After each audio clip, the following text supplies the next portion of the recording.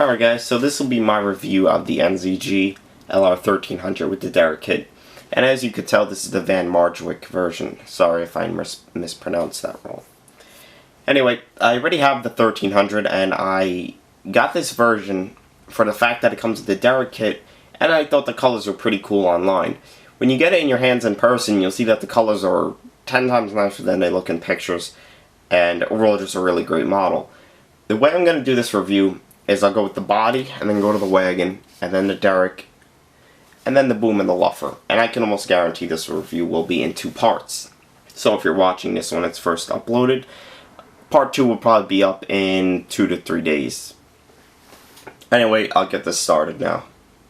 So starting off with the tracks, you can see that they are very detailed pads. They even have the little indentations that the real crane would have.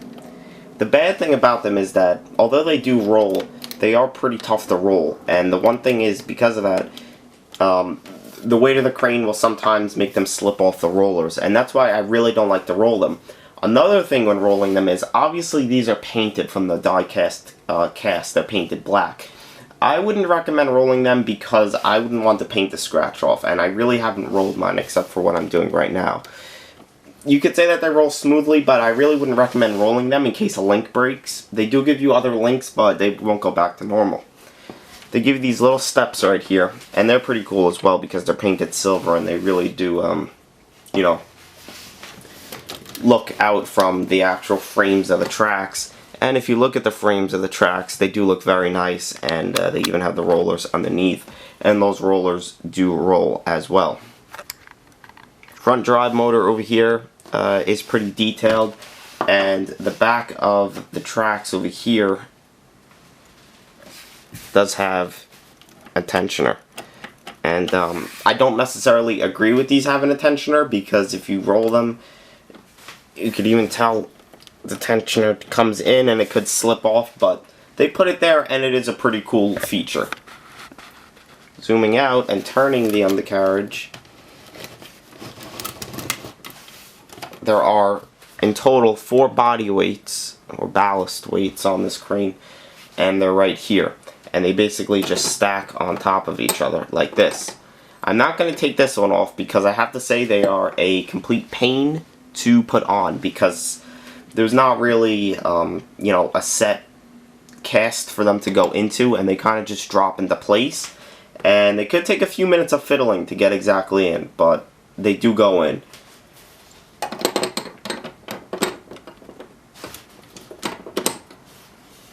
Coming around, I'll show you the other side, which is exactly the same, as you could say, and there's 2 over there, and they do come off like I said, but for the, you know, the length of the review, it would probably take too long to put them back on. Now, coming over here and raising up the camera, this is where, you know, my favorite is. If we look over here on the deck, you can see there's this silver piece, and this is plastic, and you install this, and if we turn the crane, I could show you that it does come off, or not, and it does come off as well. Again, sometimes it can be a little difficult to put on because it is in a very tight spot, but if you line up the tabs, and there's like just little pockets that it goes into, you could get it in very easily. And when you assemble it, I highly suggest you spin the undercarriage to the side that you want to put it in on is the opposite cab side, and you could, if you line it up to where the edges hit the edges, you could put it in just like that. So it is pretty easy, but sometimes, once again, it could be a pain, as if any crane assembly.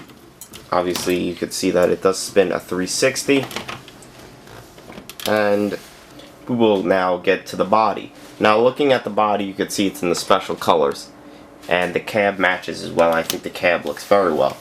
On my other 1300, and even somebody asked me this, the cab kept getting caught on the tracks, and I guess it was just maybe a, you know, maybe just my model or something, but this one seems to be fine, and it turns very well. And another great feature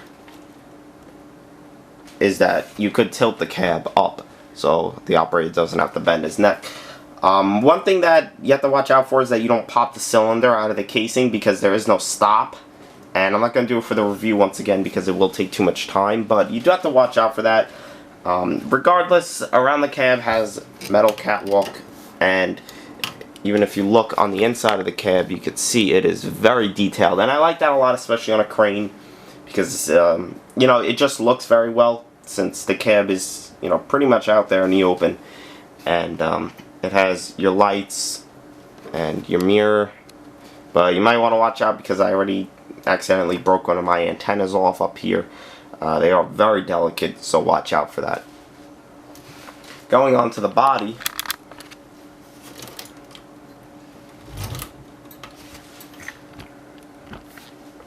and you can see this side, which features opening doors, and the front opening door, and you have to move the cab for that, right there, features the first winch, and this is the winch that I run my hook block off.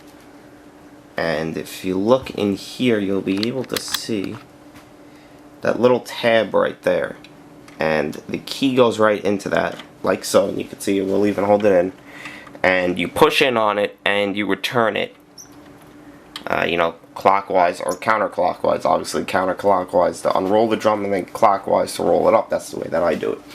You want to watch out when turning it, because if you put the key in there and it locks in just like a Lego piece would, or like a key, if you bend it too much you could break the little tab off, and then your drum is ruined unless you want to put your fingers in there and turn it. It's just a big ordeal and it won't work. This door right here is for the hoist for the A-frame. So if you didn't have the derrick, and I'll show you the A-frame in a second. This hoist is possibly the worst drum working gears, or whatever you want to call it, on any model I've ever had. It completely sucks, and many model collectors will tell you they keep the derrick on for the simple fact that it's a lot easier to boom the crane up and down because you don't have to mess with this, because it absolutely sucks, and there's no way to put it, then it sucks. My other one, this drum right here, really doesn't work at all. And it's not just my model, it's numerous amounts of people's models. It's just something you gotta live with, but if anyone does get the model and they don't have the derrick, I suggest putting it in one place and not plan on moving it, because it's just not very good. Besides that, you could see the side of the body has very nice decaling, and the marking, it just, you know, just looks very nice and just flows very nice as well. You can even see that the vents right here are actual vents. They don't go completely through, but they are etched. Now, going on to the other side of the body, before I get to the top and the counterweight and then the wagon, I hope that I have enough room, which I should. You can see that this side is almost the same as the other side. This side only has one opening door, and that one is right here, and it opens like that, and if I focus it correctly, you can see there's another key in there, and it just goes right in there, and once again you push and then you twist it and then you let go of it and it'll lock back. And I use that one for my whip line running off my boom. And you can see that this side of the body is, you know, just about the same as the other. Once again, very, very nice paint and nice decaling. It really is top of the line, and I really enjoy it a lot. Right here, where you can see the front, is where the boom mounts right onto the body. And, you know, you could tell that it looks very, very nice. And if you notice, you can see this hydraulic line and this one. They are supposed to go into here, and this one goes for the hoist for the derrick, but they just pop out a lot. I would glue them, but I feel like down the line, if I ever, you know, want to display for transport, if I glue it, it's just going to wreck it, so I don't do that. But you can see the boom mounts right here, and there's actually a screw here and then a nut right there, and the nut actually locks into the boom so it won't fall out, and that's very nice as well. Now, I'll show you it from this side, the top of the body with the winches. And it's pretty nice, especially the way that they did it, and I'll show you that in a second. So, here is the top of the body, and I know it is pretty hard to see in there, but there's really not much to see anyway. Alright, so, the top of the body, focusing over here, you can see the whole body has this kind of like almost like a quilt texture, and that's supposed to be the anti-slip texture. They painted it silver, which I very much agree with them, they should have did. I feel like if it would have been yellow, it wouldn't have looked right, and the silver makes it look like a deck up top. And in here, you have your drums, and there's one thing that it was just mine, and it really wasn't avoidable, and I'll show you that in a second. But the top pretty much has the drums, and I'll spin it so you might be able to get a better view of it.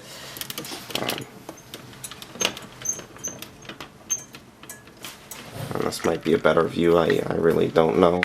But once again, the top has like that cool textured anti-slip, and over here it kind of has like a finer texture, and the exhaust, which is cool, is able to come off. So if you put the body on a low boy or a low loader or whatever you would like to call it, it would work out very, very good. Now, going to the back, you can see that the counterweights are completely black, and they have the yellow stripe, and I'm glad that they did not keep the stripe the Liebherr yellow, because it would not have matched very well, obviously. Now the cool thing about the counterweight is that they all are separate. So you have the 10-ton weights up here, and then on the bottom you have the 5-ton weights. On there are 3 5-ton weights down here. Sometimes they are a little hard to come off because of the paint, and they're just basically half of the other ones. And the way that they do it so they don't fall off is, once again, they are sometimes a little thick with the paint. The way that they do it is they give you this pin right here, and you slide it right down the center of them, so the weights aren't able to come off or drop off individually. So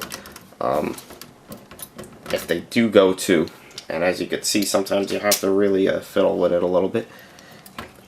So if they do go to fall off, they'll all be one piece, not, you know, separate pieces. Anyway, the weights obviously could come off, and they reveal over here. And I normally don't keep this on, but with this model I really like it, so I put everything that's possible on it.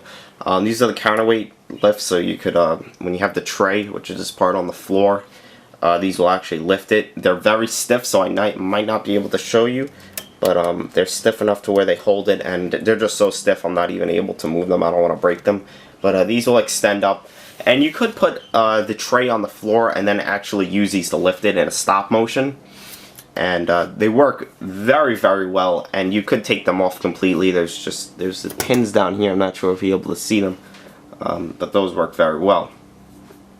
And once again, the counterweights do come off. Now, going to the wagon, or if you're American, you'll probably know it as a Max, or if you're familiar with Matador. This is my favorite part of the model. I really enjoy this a lot. Because one, it has very cool features, and you know, it really does make the model a lot better. Now, it would have been nice if they made it so you could convert it to a floating tray. Not sure if the real crane could do that, but this one does actually have some pretty cool features, and I'm going to show you them right now. Just have to actually get a pair of pliers. And the one very cool feature is, if you remove the pin that they give you, I just used a bolt from the rod, you could actually, if you lift it, you could extend the maxer. So if you want, you know, a better radius or whatnot, you could extend it and, you know, get a better radius. And I think that's very cool. They give you 3 points to extend it on, and let me just fix my camera.